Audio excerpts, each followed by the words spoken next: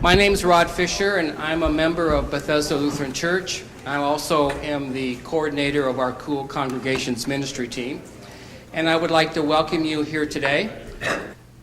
Next, I would like to introduce Reverend Susan Guy from Iowa Interfaith Power Light. Climate change, of course, is one of the most compelling moral issues of our time, and it disproportionately affects those who are already most vulnerable, both in our communities and in our world. One of the roles that we play at Iowa IPL is to help people connect the dots between the issue of climate change and so many other issues that we already care about. And certainly here in Iowa, the issue of agriculture is something that we feel is critically important, both because it's so tied into our economy here in Iowa, but also because we really can't talk about issues such as hunger without talking about issues related to agriculture. And climate change is one of those exacerbating issues that really intensifies other issues that we may already be having. So we wanted to put together this panel today of some really wonderful experts who can talk to us. They're laughing. But who can really talk to us about how climate change is impacting agriculture, both here in Iowa and also globally. So with that, what I really want to do is introduce our moderator for today, Mike Glover, and Mike will introduce you to our panelists. But Mike Glover worked as a journalist at newspapers in Iowa and Illinois for 8 years before going to work as a political and legislative reporter at the Associated Press in Iowa. In that capacity, he covered the campaigning for Iowa's leadoff precinct caucuses, and for 3 election cycles flew out of Iowa to cover the presidential campaign nationally. For more than 25 years, he served as a panelist on Iowa Public Television's Iowa Press program. And since retiring, Mike writes for a website, iowahorserace.com, and teaches an advanced reporting class at Drake University, where he sits on the National Advisory Board for the School of Journalism and Mass Communication. And so Mike will introduce our panelists for today. Would you join me in welcoming them? Thank you. Thank you. Well, welcome all on a beautiful, beautiful day. Let's get right to it. I'd like to introduce you to the panel. To my left is Matt Russell.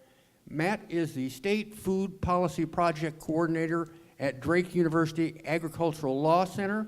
He also farms 110 acres in rural Lacona. Next to him is Chris Anderson. Chris is a climate risk analyst. He's Assistant Director of the Iowa State University Climate Science Initiative, a research program that provides authoritative scientific information for short and long-term climate-informed decisions. Reverend Joan Fumetti graduated with a Bachelor of Science degree in General Science from the University of Iowa, where she worked in neurophysiology. I hope I said that right. And for a decade, before attending the University of Dubuque Theological Seminary and becoming ordained. And on the end is Arlyn Schipper. Arlyn Schipper. And he probably knows more about this topic than all of us put together, because he's been farming in central Iowa all his life. He started 38 years ago. So those are our panelists.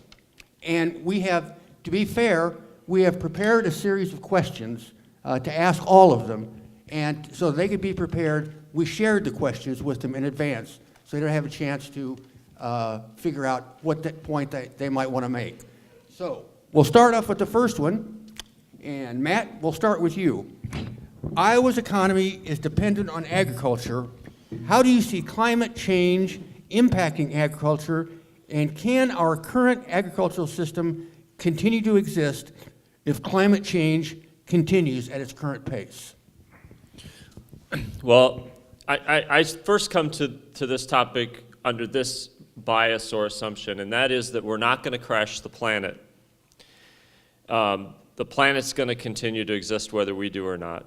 And I watched a PBS show about Chernobyl, and people can't live near Chernobyl, but the wildlife has come back. So I would really, and the way you set this up I think is important, this is not about saving the planet, this is about saving people, saving humanity. And agriculture is fundamental and foundational. And we do agriculture here in Iowa as well as any place in the world, and better than most. And we're already experiencing the effects of climate change. What we're seeing is what the scientists told us we would see. It's happening a little faster than they suggested, and maybe that's just part of the cycle, but it looks like it's probably very much accelerated by climate change, even if we're in a bit of a cycle. But we know what climate change is going to look like, and it looks like 2013, the wrong weather at the wrong time. And we had frogs chirping beginning of May, and a foot of snow on the ground, and we lost power for 38 hours, and that's not supposed to happen in Iowa. You don't have frogs and snow. I remember walking out to feed the cattle, and literally on Thursday night, as we had 4 inches of snow on the ground, thinking, this is really surreal, as I went down behind the dam of the pond. That's what, and then we had the wettest May, and then we had one of the coldest Julys and one of the hottest Septembers, and it was really hard to farm, and our yields indicated it here in Iowa. Corn production got made up in other parts of the country, but in Iowa, we really saw a yield decline. So climate change is real, it's happening, it's going to be very difficult for us to continue to feed a growing population if the agricultural systems we have in place now are no longer viable with a climate that's changed. And I'll go ahead and pass it on from there. Chris, same question to you. Okay, well, as the climate scientist, I do want to be on record saying that we have a lot of evidence that Iowa agriculture is impacted by greenhouse gas increases. And the reason that we have this evidence, where this is a little bit different than the rest of the world, is a lot of the literature you read is about the global average temperature. But in Iowa, it has more to do with our water than our temperature. And the reason for this is because the vast majority of the additional energy that's in the climate system from greenhouse gases has been absorbed by the oceans. And Iowa receives its rainfall from humidity that comes directly from the oceans. When the oceans have increased their temperature, they release more humidity to the atmosphere. And because of that, when storms are directed towards Iowa in the jet stream, then they have more humidity and they can produce more rainfall. So that is our connection to climate change at the moment. And if communities or farmers haven't adapted to a wetter spring yet, then they should, because it's something that's not going to go away. The other thing about climate change that we know going forward is, as best as we can tell, the impact on the water is the first evidence of greenhouse gases impacting agriculture in Iowa. It's most likely to be the primary impact for the next 20 to 30 years. And after that time is definitely when most of our computer projections suggest that the temperature effects will become apparent. So we have about 20 years to deal with the increases of water. Then we have to deal with increases in summer heat. And as was said just next to me now, 2013, by the middle part of the century, becomes a much more frequent event than it is nowadays. So what does that mean for agriculture in general? I think that what we are doing is creating a future agriculture that's going to require people my age and younger, who are the farmers of the future, to make very different capital investments than they make nowadays. They're going to have to reshape their farms in very serious ways. And so it's going to take a decade for practices to catch up and to be ready. The other important thing is that it's going to be a trick. It's the wrong weather at the wrong time, as was nicely said there, much more succinctly than I typically say it. As a climate scientist, it's usually filled with more numbers. But the too wet in the spring followed by too hot in the summer is hard. It's really hard to farm that way. And the most critical way we can deal with that is by learning to manage that wet spring and keep that water around somewhere so we can access it in the summer. So to me, those are the biggest impacts that I foresee with climate change in agriculture in Iowa.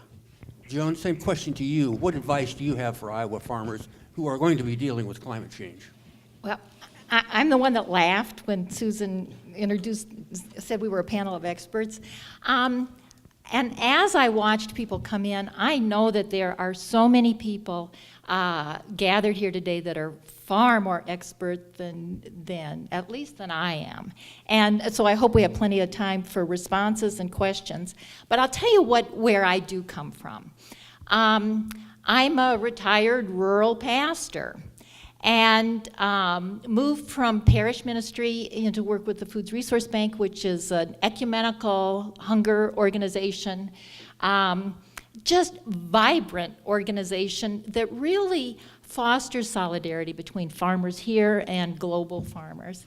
And what I've seen in that context is people's lives transformed. Yes, people in the developing world who haven't had enough to eat and because of targeted, limited resources have enough food to feed their family. But people's lives transformed here because of that sense of solidarity and the way that when our eyes are opened, we can become different people and do things that we never imagined ourselves doing. So that's kind of the perspective that I bring. And I'm certainly not an expert in agriculture, but I know farmers. And I know farmers as members of congregations that I've served and as generous people with a lot of integrity. And so what I would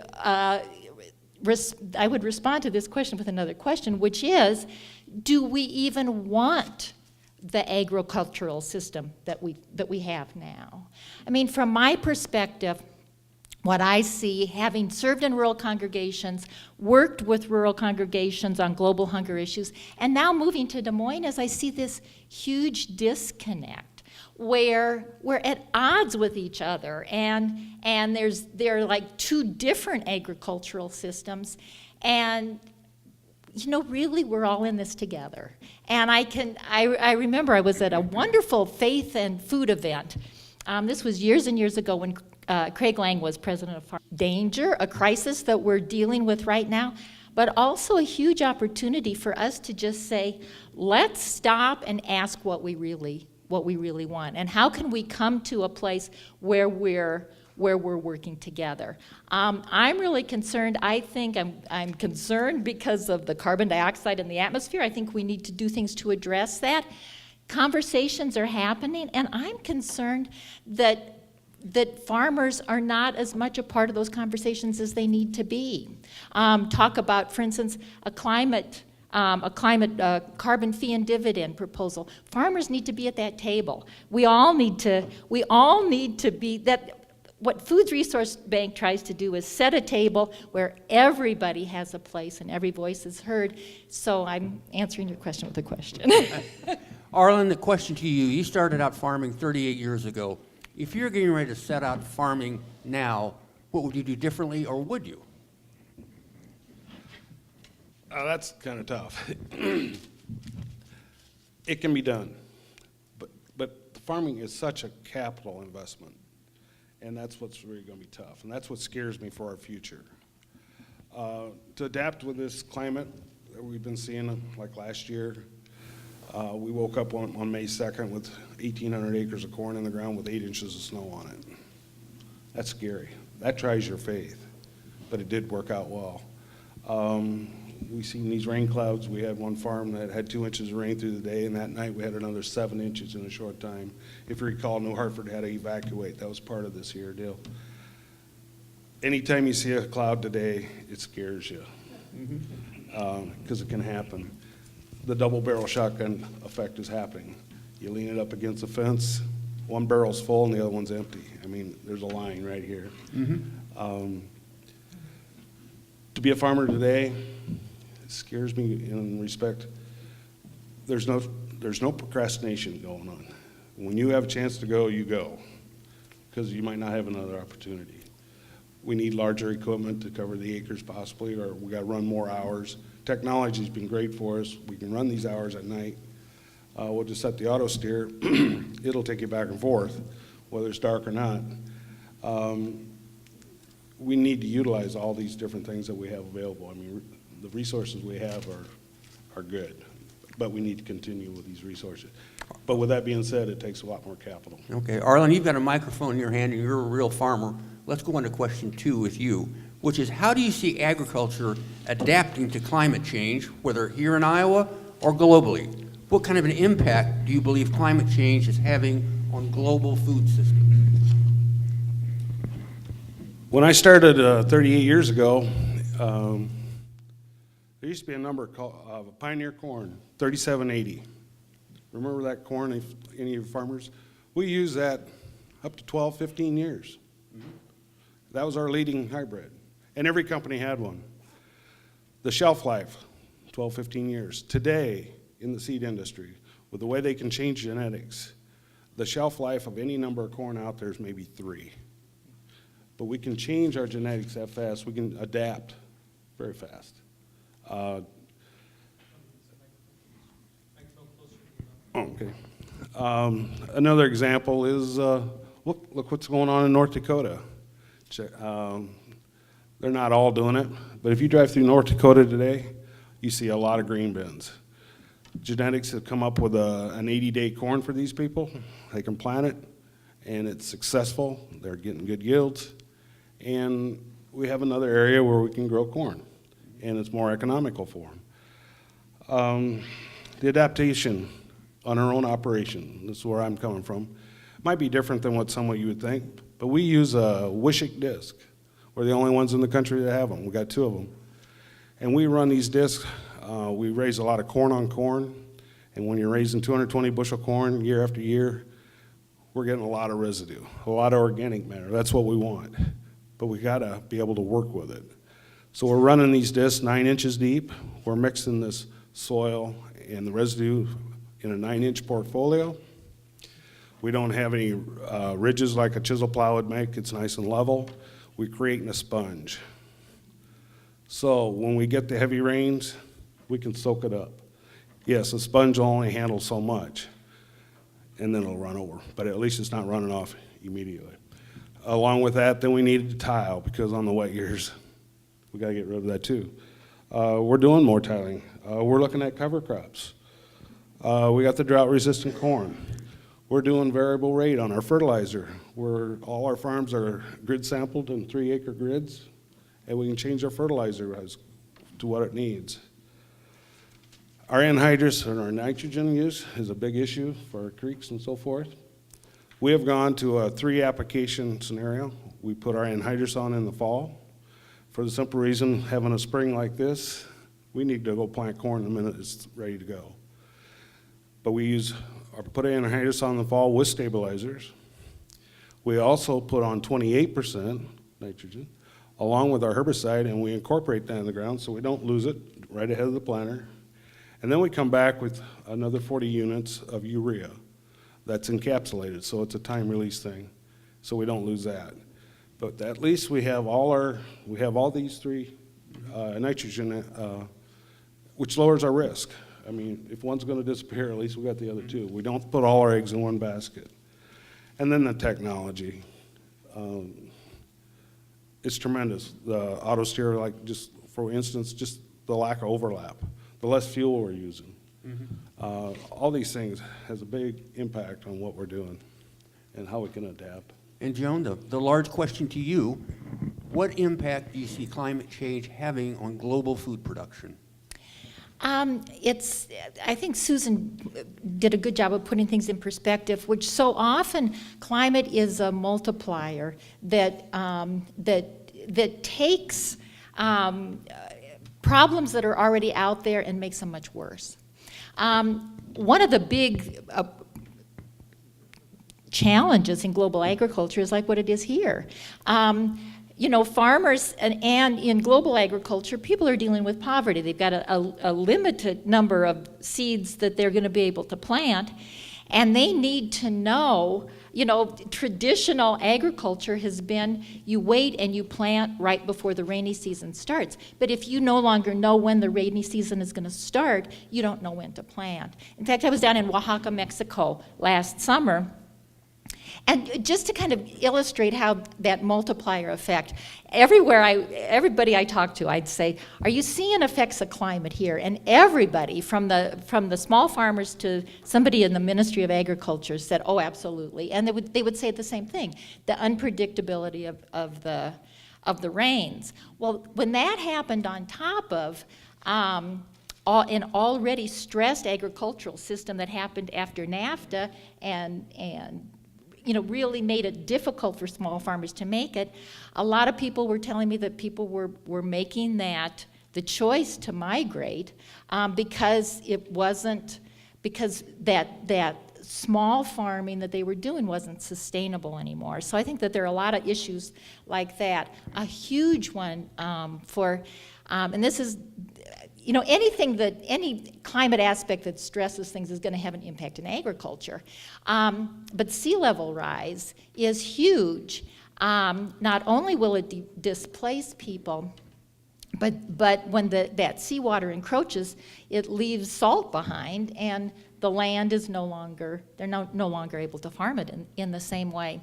It won't just be sea level rise, but sea level rise will be a huge piece of climate refugees where people just have to leave where they've been because they can't live there anymore. There was a study that came out of Columbia University that anticipates there could be 700 million climate refugees by, I think it was 2050. There's huge issues around that. There was a newsletter I was looking at from the Cambodian Climate Change Alliance, and it was interesting to me because its focus was on climate change and agriculture, and I love the diversity of the subjects that it covered. It covered, there were a couple of different varieties of rice it covered. There was a long season one and a short season one. So if there are floods, you can use the short season one. If there's drought, the longer season one.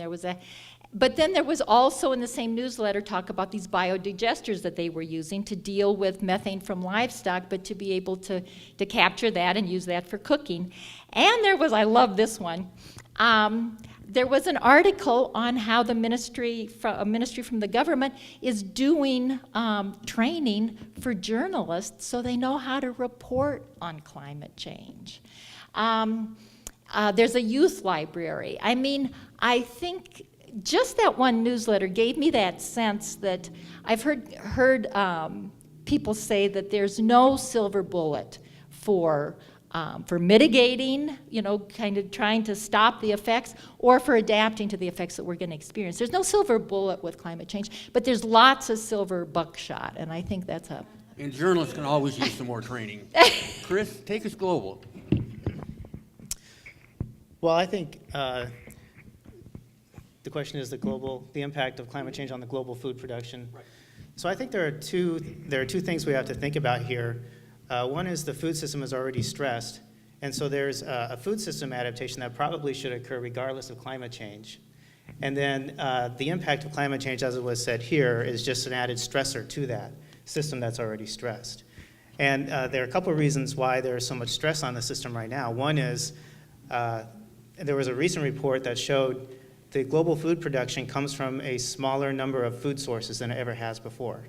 We have a much less diverse food source than we've ever had before. And anything that you learn from people who study resilience is that resilience comes in when you have redundancy and alternatives. And we have neither in our food system. And so when the U.S. takes a big hit in its corn production, we saw record corn prices. And that's the reason why there isn't redundancy. It's not easy to fill in a substitute. And people are relying on the same types of food sources everywhere in the whole world. So one of the important things that should happen is a no regrets adaptation strategy would be to diversify food sources again, to create a new and more resilient global food system. As far as climate change's impact, there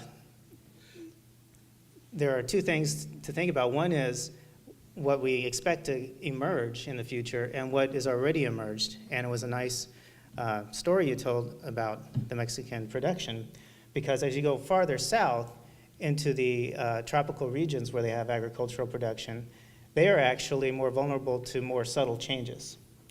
Just as you know from learning about geography and elementary school science classes, the sun is more persistent over the tropics, so there's not so much seasonality and temperature. There are some regions where there's big seasonality and rainfall, and that governs the agricultural production. But then if you have something that doesn't have much variability and you take a mean shift in that, even a small mean shift can have a huge impact. So global production is going to have regional winners and losers. There's no question about that. The tropics is one place where there could be significant losers. Another place, interestingly, but down the road, could be the Central European region, where they had historically been a big wheat producing area. But if the climate projections hold out, their source of water is going to become less, and they're going to have a hard time producing what they have historically produced. And that's more around 30 or 40 years down the road from now. So those are the impacts that we expect to see on climate change, and I'm really interested to see the adaptations. There are going to be governmental policies that will move forward some adaptations, but I'm also interested to see some market-based adaptations. An example is that I just became aware of is one called field to market. And this is actually not necessarily considered an adaptation in the sense of physical, physically changing how we handle the ground, but it's an adaptation in the marketplace. It's a social adaptation. And it's being forced upon the marketplace by consumers, not government agencies, not by changes in the climate, not by technology, but by consumers themselves. And what this is eventually going to bring about through a series of pilot studies and understanding the markets is sort of like sustainability ratings, sustainability labels, all along the supply chain for agricultural products. And it's too early to know what those sustainability ratings will mean, how harsh they will be, how stringent they will be. But this is the sort of thing that needs to be adapted. It's more along the lines of our food systems, I would say, on the global scale, that we need to have adaptations. Matt, the same sort of question to you. What's a global perspective? Yeah, I think trying to weave some of this together, we know that right now, in terms of agriculture and food, and Joan said it pretty well, that and actually, Chris, you reiterated it, that we have a challenge already, and for the most part, it's about income inequality or access to income. And so people in this room, while we do have poverty in the United States, but most of us sitting here are probably fairly resilient based on where we fall in the income scale around access to food. Well, it's the same thing when it comes to climate. When the climate changes and we start to see those impacts intensify, those with income are really going to be able to navigate that much better than those without. So it really is a sense of justice. And Arlyn did a really nice job of explaining a lot of the technology that we here in Iowa and in the Midwest in the United States, we have access to adapt to climate change, to react to the impacts. And one thing he didn't mention is that we have, and we just doubled down on it in the this year's Farm Bill, is that we have risk management. So even though we had in 2012 a historic drought and we had lower production, we still had very good income because farmers in the United States had access to a risk management tool that a lot of other places aren't going to have, and particularly when you're talking about the tropics and the southern hemisphere, farmers aren't going to, they don't have access to those things. So what we're really going to see is that the challenges of climate change are going to be able to be navigated best by those with the most resources to do it, and those with the least resources are going to become the refugees and increased food insecurity. So we're going to see some serious, we already are, and we're going to continue to see some serious challenges here in the Midwest around agriculture. And we're going to continue to develop tools and develop public policy to help us navigate that and mitigate it. But if we don't, as a global community, react and figure out some strategies going forward, what we're going to see is this great inequality intensifying. And from a policy standpoint, one of the disappointments, I think, over the past decade is that agriculture has really not played a very strong role in that discussion. There has been history. I mean, Farm Bureau had one of the largest carbon sequestration programs 5, 6, 7 years ago, one of the largest programs in the world. And then the politics got in the way or whatever, and now we're to a point where agriculture in the last decade has been one of the larger voices of climate change denying. And so we need to step up as agriculture, and as we step up and say we can use this technology, we can use the innovation that we have available to feed the world, we need to step up and say the same thing. We can do tremendous and amazing things for the globe so that we don't fall into this human-created income inequality that has serious consequences for people all over the globe. We can be part of the solution, and farmers, as farmers, we need to step up and do that. And Matt, let's stay with you, because that's just where we're going to go now. We're going to go on, what do we do from here?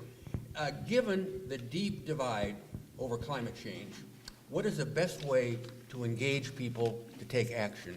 So many people just throw up their hands and say, climate change is a huge issue. What can I do to affect it at all? How do you get people engaged and involved in this?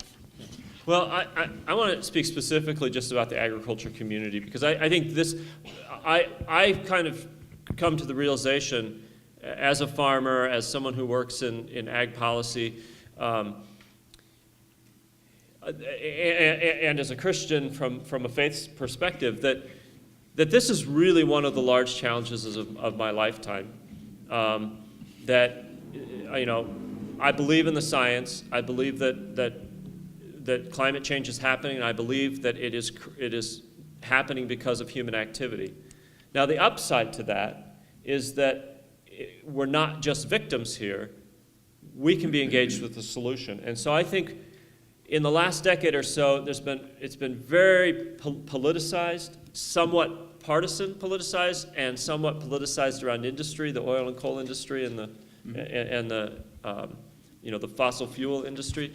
But I think the path forward for agriculture is to figure out ways to step back from that kind of partisanship and that kind of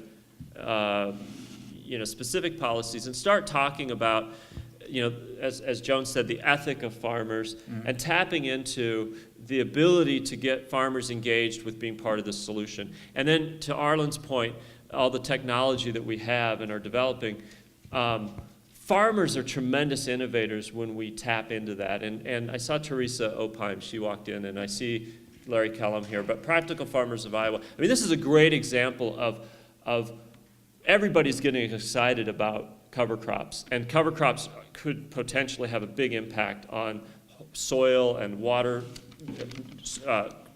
nutrient cycling and water cycling, and carbon sequestration. So these are a tool that could be very important globally. Well, farmers have been innovating on that. Practical Farmers of Iowa, one of the leaders on that. When farmers put their head to it and innovate, they come up with some tremendous things. Now industry has circled around, and the seed industries have realized that they didn't develop this, but they can sell seed now. If we hadn't had the farmers doing the innovation, we'd be years behind where we are now. And so how do you get farmers engaged so that we're innovating, talking to each other, coming up with solutions, out of an ethic of this is something we can do. If we never get to the point that humans are causing this problem, then we can't get to that solution. So how do we get farmers interested and engaged to not necessarily have to pick sides in a partisan way, because then we just reinforce the debate and we don't get the action that we need, but get them discussing and talking and looking at how we as farmers can find solutions. And Chris, how do you get people involved? How do you get people worked up and actually doing something about this? It's kind of a weird question for me to answer, because in my academic career, I'm just supposed to say the facts and let people do whatever they want to do. Right? You can have an opinion, Chris. It's okay. But, right, I do have an opinion, of course, and like most of us on this panel, I come from a family that has a farm. My family's farm is in southwest Minnesota, and I have a hard time engaging them in this discussion, my own family, right? And let alone telling them how to run the farm, right? So they've been doing that since the 50s and 60s. It's not my place to tell them what to do. Okay, the solutions that I am most proud of in agriculture so far, I really am proud of the attention that cover cropping has gotten recently. And as you heard early on in my first question, what we know for certain is that our water has changed. And what we know for certain about agriculture in Iowa is that we have two advantages that a lot of places in the world don't have. We have enough water and we have great soil. And those are points to leverage going forward. Those are resources to leverage going forward. And so if we lose that, if we lose the soil, then we've lost a big part of what we can do in this whole thing. And so I'm really proud that I know that the state has provided some programs to help first-time users of cover crops cover some of the investment in that. And I understand that it is an operational cost. It's not free to do cover crops. So that shows that the state sees the value of it, and they want to promote that type of activity. The other thing that really needs to come forward, it's on an entirely different front, is, this may sound weird, but big data and big computing. And the reason why is, as was alluded to before, you can divide your farmland up into very small management units and be very site-specific about how you manage it. You wouldn't be as specific as, say, a hydroponic farm where you deliver nutrients and stuff right directly to the roots, but you can still be quite specific. And this is all tied to all the data that gets collected from GPS farming, from all the data that are available from federal agencies that provide weather data, for example. And so the people who can put computing together with the big data and come up with nicely interfaced solutions for conservation, for reduced management inputs, that sort of stuff, those are the people that can make a big difference in a real short period of time. Joan, what's your magic formula for getting people involved? Stop blaming. Before I moved back to Iowa, served for a number of years up in a town in Minnesota of about 2,000 where probably 14 different languages were spoken. And so we had things to deal with.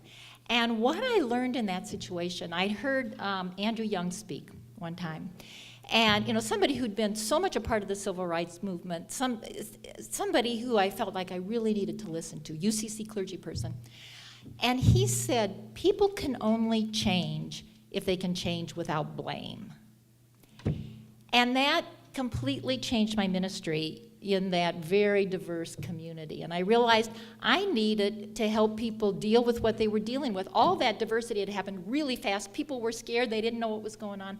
I needed to step back from my tendency to blame where they were and deal with the reality that we were dealing with. And we saw amazing change happen in that context. I think we're in the same position now. We need to stop blaming. I think we need to move into more that, from that Newtonian physics to that quantum physics, where we're all part of something. We don't reduce things to parts that are loosely connected, but we're part of systems. I think we need to move into seeing ourselves as part of a system. And if we do that, if we really see ourselves as part of a system, it doesn't make any sense to blame one part of the system. It makes sense to develop that kind of thinking and say, how can we all get together and figure out how Iowa agriculture is going to support be part of a global agricultural system that's not about us looking at how we can grow everything here, but how we can support systems that are appropriate to contexts and work together in doing that. So that's what I would say, and I'm going to say one more thing. I'm going to say the way that I got started with this is I took my mom, I was concerned about climate. I took my 90-year-old mother to something at her church and was sitting next to, it was elderberries where they serve a meal once a month to people, and I was sitting next to another woman that was probably pretty close to 90, and she asked me what I was doing, and I said, well, I'm starting to look at climate things because I'm really concerned about climate. I just said I was concerned. For me, that's how it started. I think we need to have the climate conversation. And to me, that doesn't mean going and beating people up and and finding the people that'll most disagree and having a fight. I think nobody can argue with me when I say I'm concerned about climate. They may not be, they may be. But what's happened as I've done that is people have come up to me in at least 2 or 3 different situations and in tears because they haven't been in situations where they've been able to have that climate conversation. My 10-year-old neighbor came over to have what she calls a spot of tea with me last week, and I told her about this panel, and I said, "Do you learn about climate in school?" She said, "Yeah." I said, "Well, what do you know?" She said, "I know that if climate changes fast, really bad things happen." Well, are her folks talking to her about that?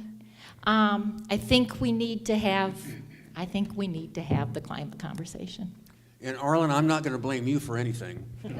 But the question I would have for you, as a farmer, do you think farmers are ready for this discussion, or are farmers even ahead of the rest of society on this issue?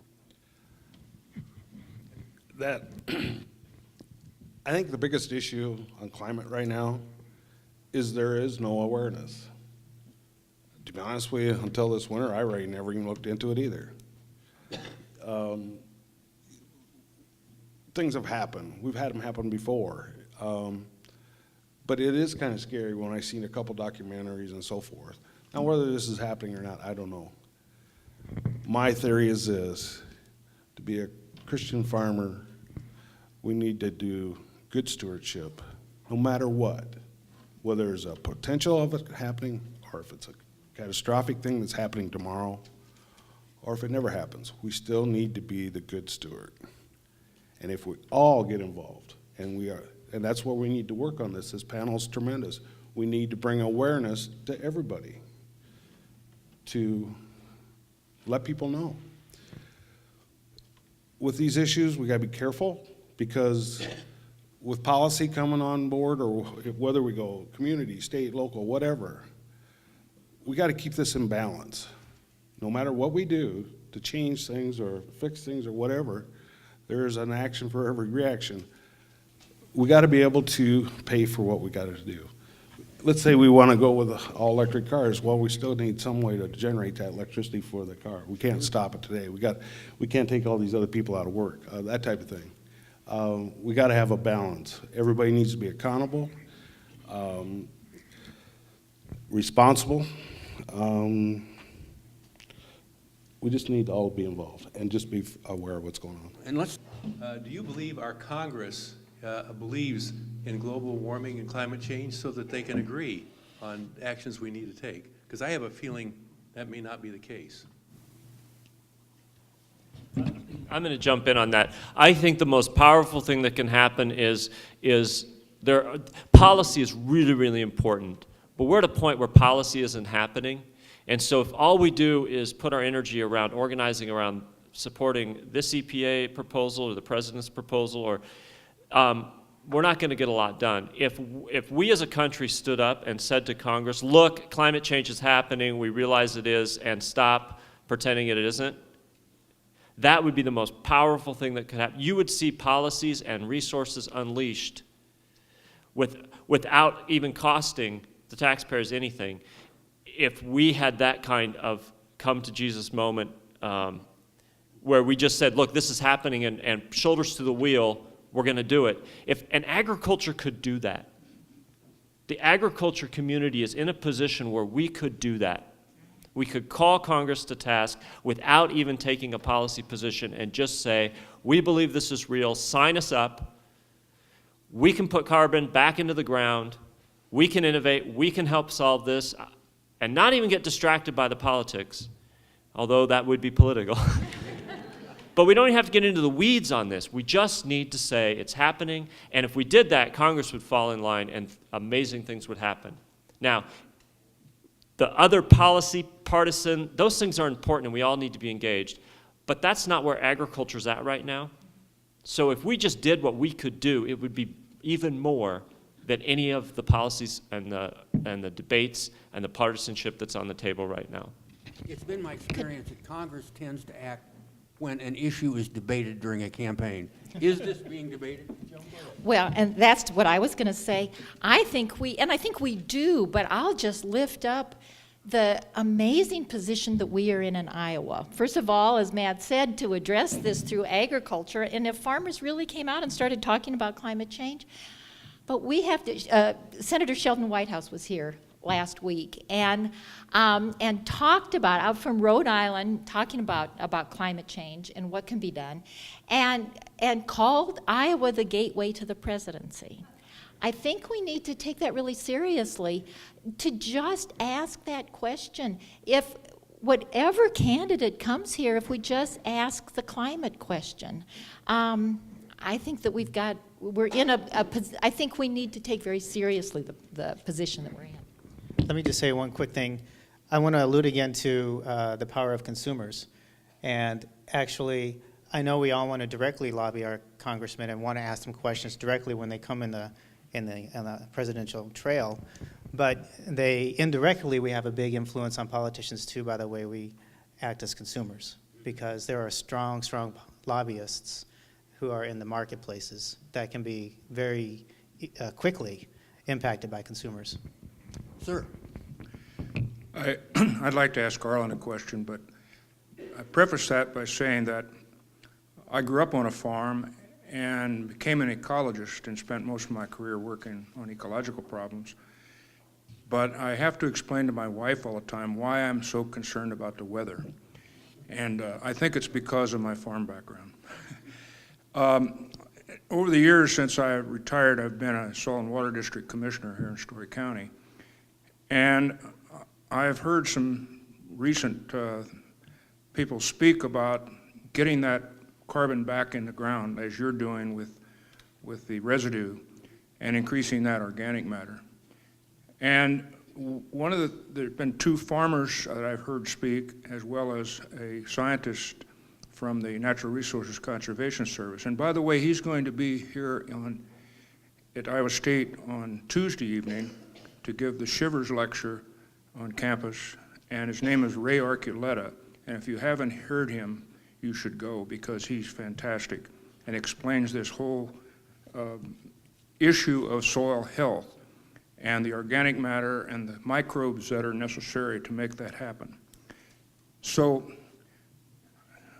I think we need to re-engineer the Des Moines lobe, and the way to do that is with no-till and cover crops, and in diversity of cover crops, not just cereal rye, and get that organic matter back in the soil. And that will hold moisture during drought periods, but also increase that sponginess that you spoke of. Then add to that a new technique that's being experimented with at Iowa State called perennial strips, or prairie strips, that will hold the soil much better. So we start with no-till, cover crops, and prairie strips. And then we've got a tremendous resource in our manure that was being produced by the livestock industry. We could compost that manure and put it on, rather than knifing it in with this liquid manure, which is an easy and efficient way to do it. But nevertheless, I think if we composted that manure and put that on the soil as an amendment to the soil, we could increase that organic matter even faster. And my question is, could you adapt to that kind of a system? And would you adapt to that kind of a system if you had the choice? They're totally cemented out, and we bale corn stalks every fall for compost product. We bed these sheds every week with these corn stalks, and every 6 weeks we take the end loader and shove these buildings out on the end into a containment. At the end of summer, harvest comes around, we bale the corn stalks off a farm, then we apply all this manure right back on it and work it in so we don't lose the nutrients with these big discs. There's different ways to do this, but this has really worked well for us. This manure that we're putting out of these 900 head of cattle is approximately 240 acres of manure spreading for us every year. And that's for a 2-year program. We have enough fertilizer out of this manure, other than nitrogen. We only get about 50 units of nitrogen per year out of this cattle manure. but we have enough P and K in there to last us for 2 total crops. It's worked well for us. The return on the investment, the higher the fertilizer cost, the higher my return is, of course, but it's been right at, I think a couple of years ago we figured it was right at 11% return on it. Besides all the creativity it did for create another job for somebody that's working with the cattle and so forth, it's been a real tremendous deal for us. When it comes to the no-till versus what we do, there's room for everything. There's not one tool that works here or works in Africa or that thing. Where we live, we are very flat. We don't have the erosion issues like other people. And like I say, we raise a lot of corn on corn, and we have found trying to plant corn on corn, even a no-till, the toxicity of them corn stalks, we can't get a crop started. So we need to warm our soils, blacken it up, and still use keep that portfolio mixed in, and we've been getting along very well. What works for me is not going to work in Southern Iowa, but for me, I need to go that route, the way I feel right now, because we have tried no-till, and we do a little bit, but we always go back. So. Yes, sir. Yeah, I'm a 5th-generation farmer about 15 miles away from here. Corn, beans, cattle, appreciate all that you've been saying. It scares me to death when I hear we've got to change policy, we got to get the government more involved in telling me what to do. That just scares me to death. I've done cover crops, I compost some of my manure. I have, this year my cover crop, it's non-existent. It's not going to work this year. I flew it on to my standing corn last year. I've spent about $5,000. It's not going to give me nothing back. So I don't, you know, there are great solutions out there. They don't always work. They cost money, you know, and to tell me what I have to do, it is troublesome to me. You know, if it doesn't, you know, now I've got to be socially sustainable. You know, I've been told when I haul manure in the wintertime, I've been told that I pollute the water. You know, so my manure is bad, but then it's good if I'd only do this, if I'd only do that. How do I got all kinds of advice from experts last year. I planted corn the end of May, or the end of April last year. I don't know if you did, and I got 6 inches of snow on it. It was better than the corn that I didn't plant. So the experts told me that I shouldn't plant, but I went ahead and did it anyway because that's what my experience, that's what my, you know, that's what I do. But I was told not to. And I'm just wondering if the advice that I get in the future isn't good advice to keep me and my family sustained on my farm, who pays besides me? I appreciate your comments, and I hope I wasn't framing it as we have to get out of the way so that government can solve this. Right. That's not what I'm saying, and I don't believe that. We have to get engaged so that we can solve that. We can solve it, and government can be a tool. I think, you know, I was not that excited about the Iowa nutrient reduction strategy. You know, there were some arguments out there like, you know, if everybody just drove the speed limit that they wanted to, you know, without any repercussions, then you know, we're going to be in trouble. If you just tell farmers to reduce nutrients without penalizing them or without regulating them, it's not going to work. Well, I'll tell you, I've turned 180 degrees on that because Iowa farmers are stepping up to the plate. And they're not being regulated. They're leveraging some resources to innovate and do some interesting things. What's also interesting is if you take every practice that is good for reducing nutrients in Iowa, almost every one of them either is good for the climate, to help stabilize the climate, or with a little tweak can do that. In other words, we have these tools in our toolkit, and I agree with you. If we think that we're just going to step back and let government solve it, it's not going to happen.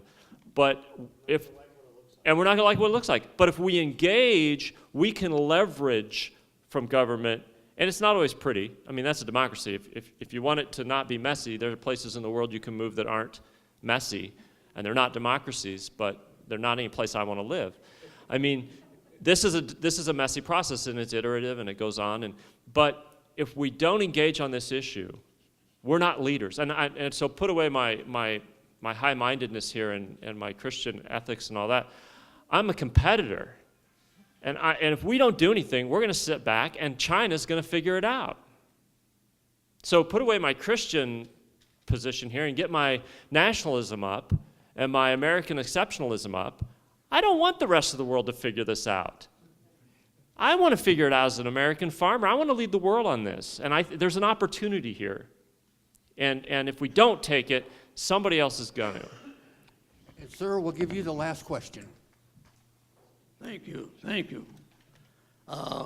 First of all, I agree with that young farmer in terms of things that he said. I agree with much of what's said on the panel, and I like what the farmer on the panel said. He incorporates the residue and the manure into the land with the special tool that he had. The one thing I would like to point out, that we always get a snapshot in time. Malthus, way back there, 1790s, he took a snapshot in time. He said, we're going to eat ourselves to death. There won't be enough food. We can't produce enough. The population will grow so fast that we can't keep up. And here we are, millennium later, and Lord, all the people in the world that were feeding pretty well because of guys like him and over there. And the universities and the studies and the research that's been done, that the farmers in this room and elsewhere have adapted. Now, I'm an agronomist, so you know where I'm coming from, but we've got to be careful, I think, because we don't have all the answers yet in terms of the research situation.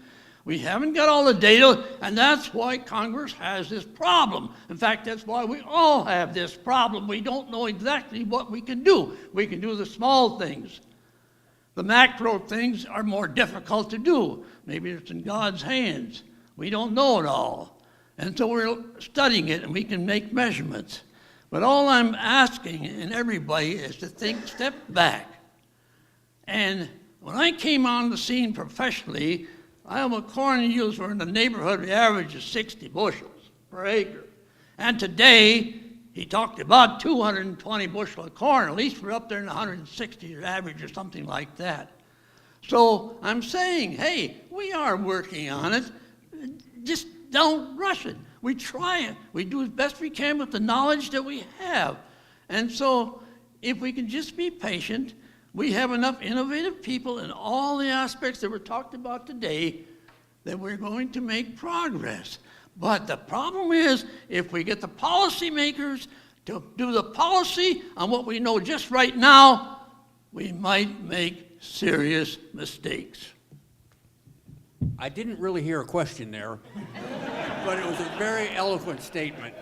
And I think on that note, sir, we'll close out this panel. So thank you all for coming.